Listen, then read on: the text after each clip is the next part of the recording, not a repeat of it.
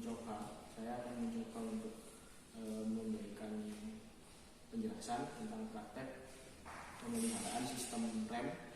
Kalau yang kemarin kita prakteknya adalah sistem rem mekanik atau rem tremor, hari ini kita akan mencoba untuk mempraktekkan pemeliharaan sistem rem hidrolik atau rem cakram. Yang pertama, yang jelas untuk langkah yang pertama, kita harus menempatkan kendaraan yang kita akan buat praktek untuk kena ke tempat area kerja. Jadi kita tempatkan dulu kendaraannya.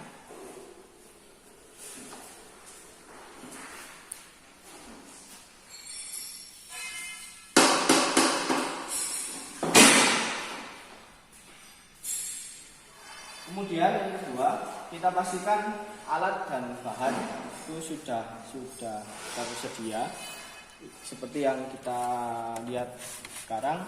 Ini adalah alat yang kita gunakan untuk nanti pembongkaran, pemeriksaan komponen, dan kemudian pemasangan lagi. Nah, ini ada alat yang nanti akan digunakan, plus juga ada bahannya. Bahannya nanti kita akan gunakan, yaitu yang paling jangan sampai terlewati adalah pemeriksaan minyak rem, ketinggian minyak rem. Makanya saya sediakan, barangkali nanti di kendaraan yang kita buat praktek ini sistem minyak remnya kurang atau habis, kita bisa langsung sekalian ganti atau tambah. Kemudian ada selang dan ada botol plastik bekas. Ini tujuannya untuk nanti ketika kita membongkar pasti ada sistem rem hidrolis yang terbuka, sehingga nanti memungkinkan udara untuk masuk. Nah, untuk menghindari hal-hal yang tidak diinginkan, nanti setelah selesai semua komponen sudah terpasang, maka nanti akan kita laksanakan yang namanya proses bleeding. Oke, kita lanjut untuk proses pembongkaran. Kita bawa alat di tempat yang memungkinkan dan kita mulai pembongkaran.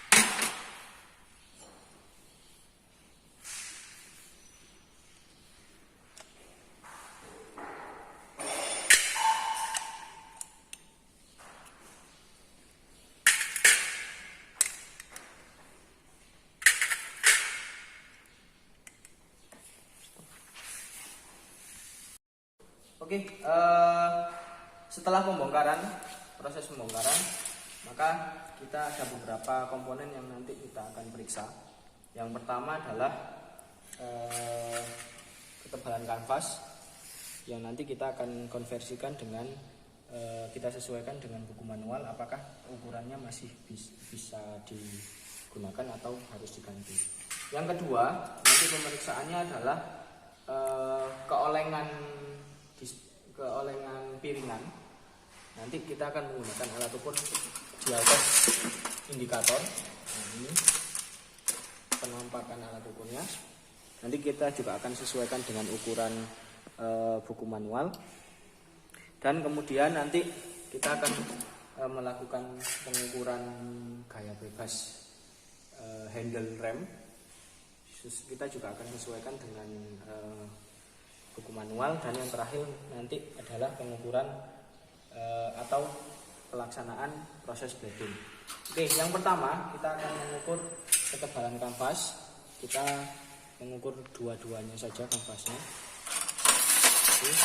Di sini dijelaskan bahwa batas keausan kanvas rem itu adalah 0,8 mili. Ini berarti kalau ukuran kanvas rem tidak boleh lebih kecil dari 0,8 mili. Kalau ukurannya lebih kecil daripada 0,8 mili, maka disarankan kanvasnya harus diganti. Oke, mari kita ukur ukuran kanvasnya.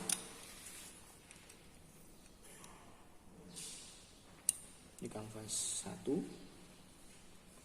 Di sini terlihat bahwa ukurannya 5,50, sehingga masih dalam batas dan masih bisa digunakan. Kanvas yang kedua,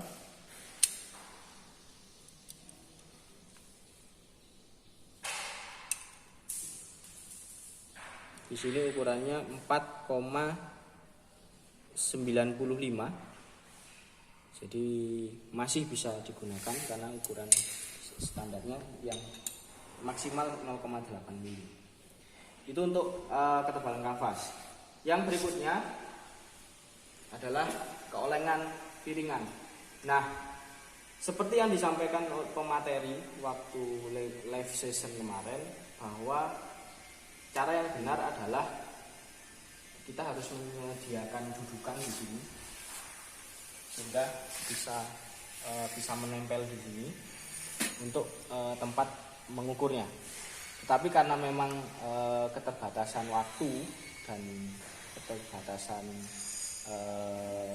alat, maka saya menggunakan sementara saya akan menggunakan metode cara yang biasa digunakan, sehingga nanti pada proses pembelajaran nantinya saya akan mencoba untuk melakukan apa yang diminta oleh pemateri di live session kemarin, dan memang yang betul yang seperti itu.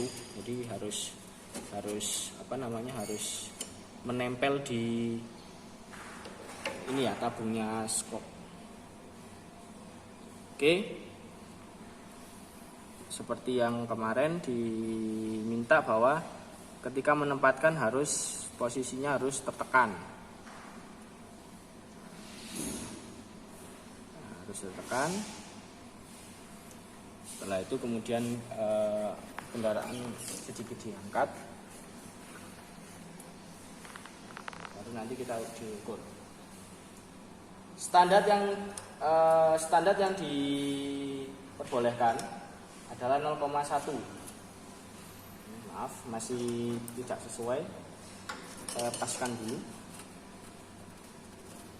di oke.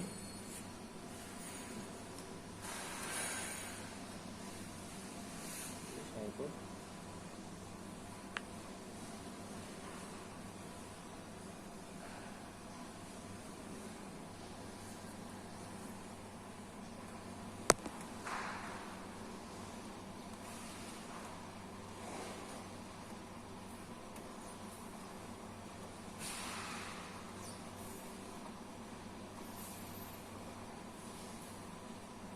Oke, cukup.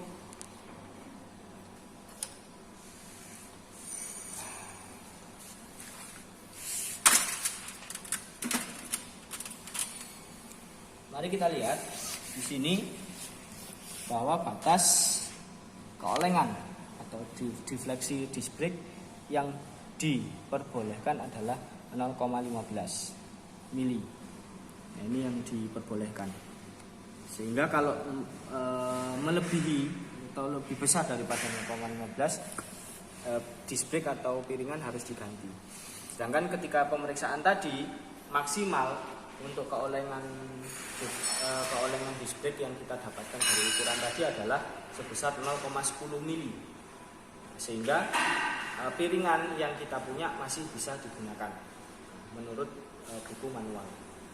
Baik, dua komponen itu sudah kita ukur, sehingga setelah ini kita langsung akan memasang komponen yang sudah kita lepas tadi ke posisi semula. Oke, kita akan memasang komponen yang tadi sudah kita periksa. Kita pasang kanvas pada posisi semula.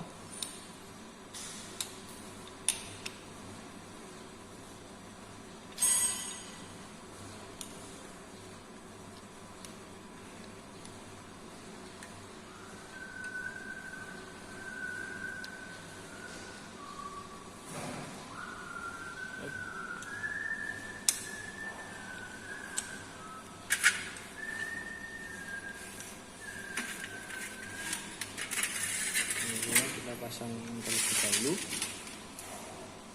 untuk memudahkan.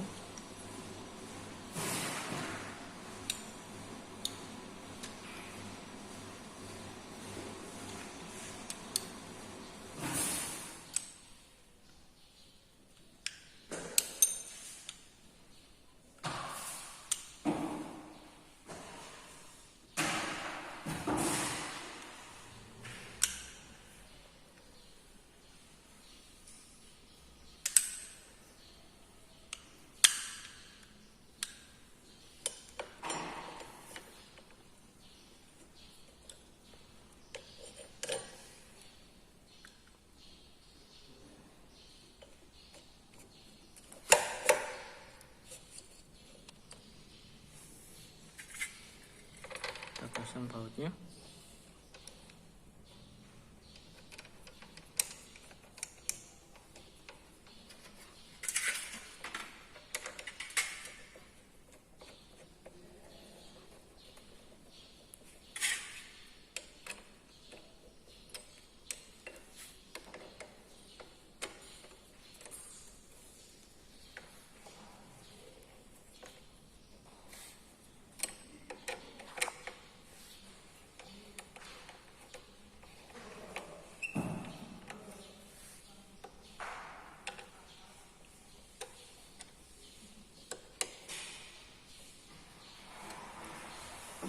Oke, sudah selesai. Yang berikutnya kita akan mengetes atau mengukur bebas handle rem. Standarnya adalah 5-10 mili. Jadi kita harus melihat ukurannya sampai berapa untuk gaya bebasnya. Nah, ini terlalu tinggi nih. 1, 10, 20.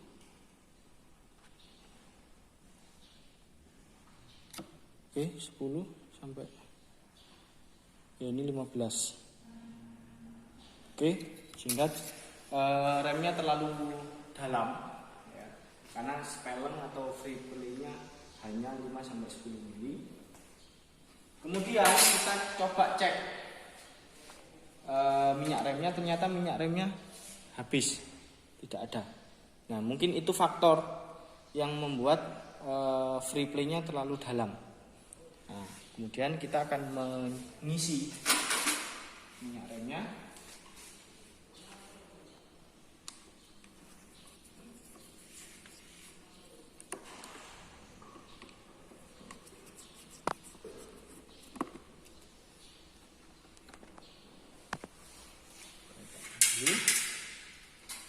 Kita isi sampai tidak terlalu penuh, jadi terlalu penuh. Oke, sekian untuk atasnya. Kemudian kita tutup kembali.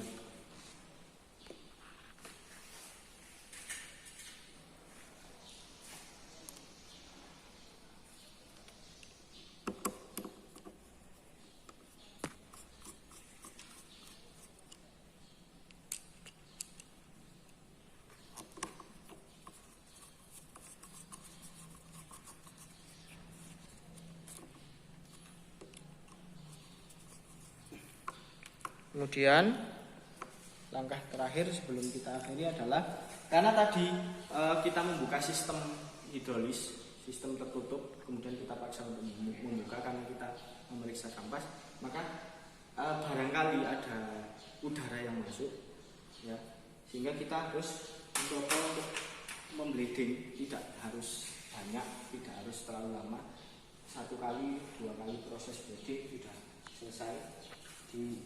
Untuk memastikan saja bahwa tidak ada udara di dalam saluran rem, ya.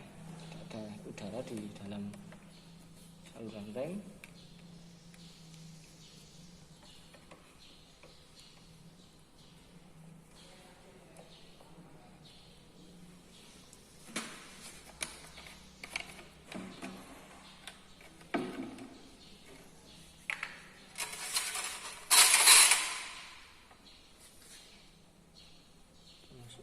kuncinya.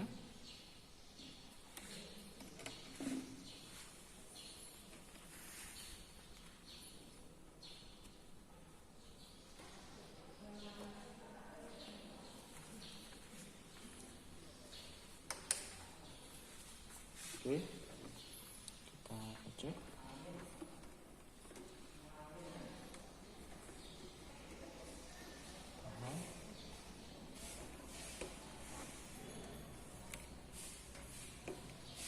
Pak Tony, ada angin apa Pak Tony?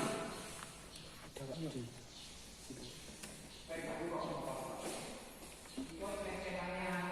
Oke, tutup.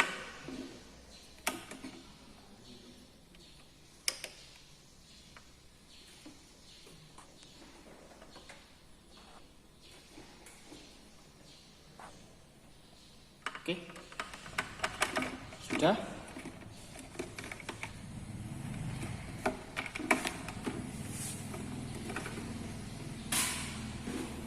Setelah semuanya selesai, kita kembalikan